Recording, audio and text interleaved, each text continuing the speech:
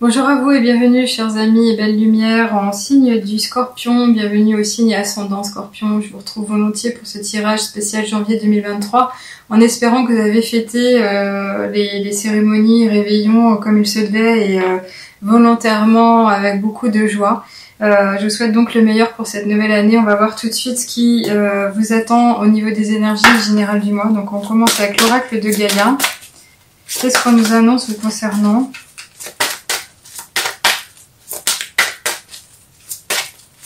Alors, je vous souhaite de belles résonances. Je sais que certains signes résonnent beaucoup plus que d'autres.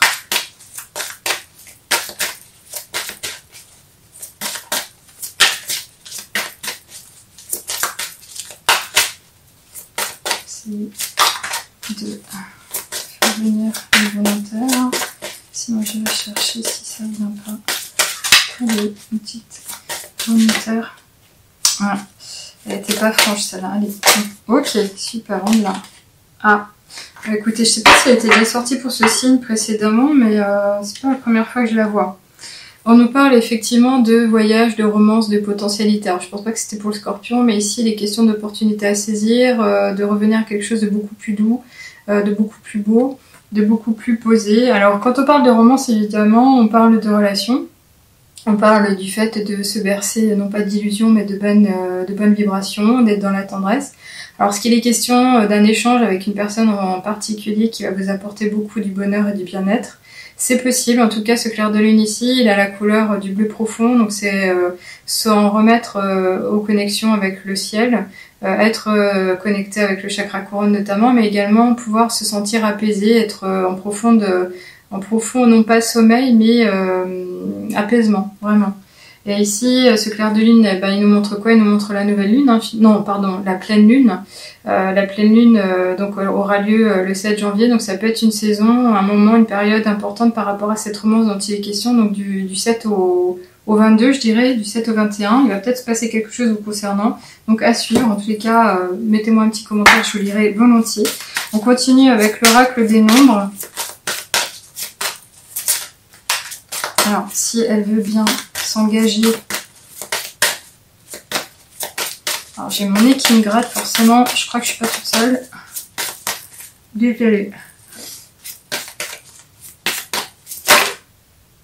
Non. Allez, sérieusement.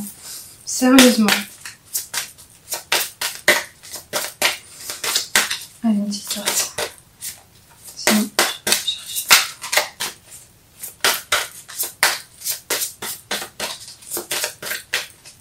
Sinon, je vais la chercher. Ok. Allez, eh ben, on nous annonce du changement. Du changement peut-être sur votre façon d'être, sur votre façon d'accueillir les échanges que vous pourriez avoir avec autrui. De vous montrer différent, peut-être plus simplement. De ne pas cacher vos sentiments. Ce changement ici, il va avoir un impact au niveau de votre vie au quotidien évidemment. Mais c'est quelque chose que vous aviez envie de vivre certainement.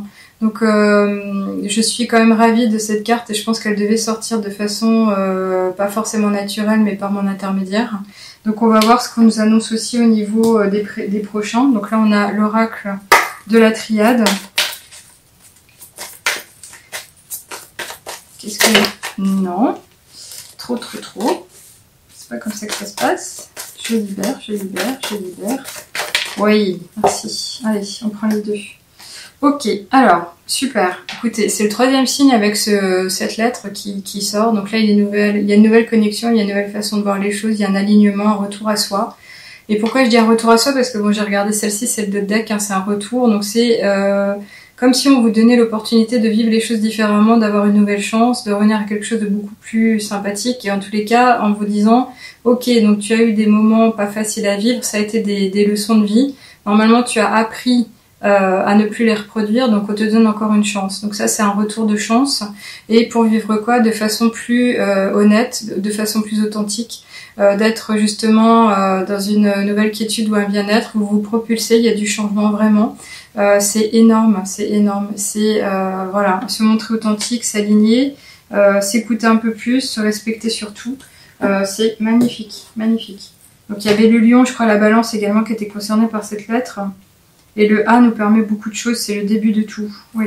Allez, je continue avec l'oracle ici, Férieux Normand, pour voir ce qu'on nous dit en plus, ok. Alors, je vais regarder aussi le deck parce qu'il n'y en a qu'une. Là, c'est comme s'il était question effectivement de se libérer de quelque chose, de se libérer d'un poids, d'un manque de moyens ou cet effet de solitude qui a été vécu ou ressenti pendant un moment. Alors, je dis pas que c'est quelque chose que vous avez enduré dans le temps, mais ça peut être quelque chose d'assez récent et tout en étant assez sérieux dans le présent. Ici, c'est pas forcément se morfondre, mais se donner le temps d'accepter de digérer finalement. C'est le fait de reconnaître sa petite dispersion, son petit malheur, son ressenti qui est pas facile. Mais c'est aussi s'intéresser à se dire, ok, il y a un après. Alors c'est peut-être aussi prendre le temps de revenir à retrouver ses ressources, retrouver ses moyens pour aller plus loin. Mais en tous les cas, c'est un passage peut-être à vide, mais qui est... alors pas volontaire, mais à vivre. Et ici, on a donc le serpent. Alors le serpent, moi je le présente toujours en disant que les choses se font lentement, silencieusement, doucement, il faut pas aller trop vite. Mais le serpent nous parle ici de mue, de changement, de transformation effectivement. Et c'est peut-être au cœur de justement le réalignement, le fait que vous essayez et vous osez enfin vous montrer de façon authentique. Et tout en étant quand même ici intéressé à cette croix qui nous parle de douleur, de chagrin par rapport au serpent. Donc ça pourrait être clairement quelque chose qui a été nocif, toxique et qui a été présent dans votre environnement. Alors je dis pas forcément vous concernant, mais concernant une personne de votre entourage, on parle ici de toxicité comme un poison, vraiment. Donc il y a les deux interprétations possibles. Alors l'une est beaucoup plus sympathique que l'autre, mais je peux pas passer à côté. Voilà, je suis désolée. Donc je continue avec l'oracle des miroirs pour avoir une information complémentaire concernant le signe ascendant en Scorpion pour ce mois de janvier. Ok, donc encore une.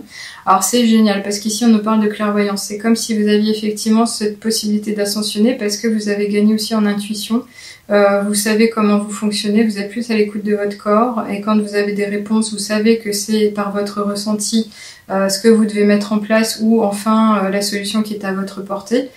Ici, c'est aussi s'intéresser à tout ce qui est magie blanche, ésotérisme, art divinatoire, mais c'est aussi s'orienter peut-être plus dans tout ce qui touche à la médiumnité. On pourrait imaginer que les personnes qui sont du signe ascendant Scorpion ont acquis une certaine, non pas sagesse, mais intuition née, qu'elles se révèlent effectivement comme elles nous ont été, entre guillemets, non pas programmées, mais incarnées.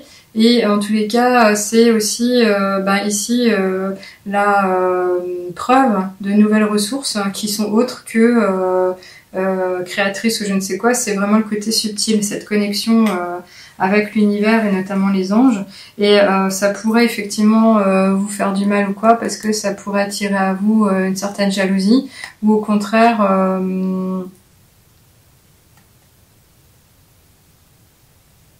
Alors je sais pas si finalement je vais retenir cette carte, je suis un peu perturbée parce qu'on a encore une fois le serpent. Le serpent ici pourrait être imaginé comme des pensées parasites où on a imaginé tout un monde et en fait on s'est planté.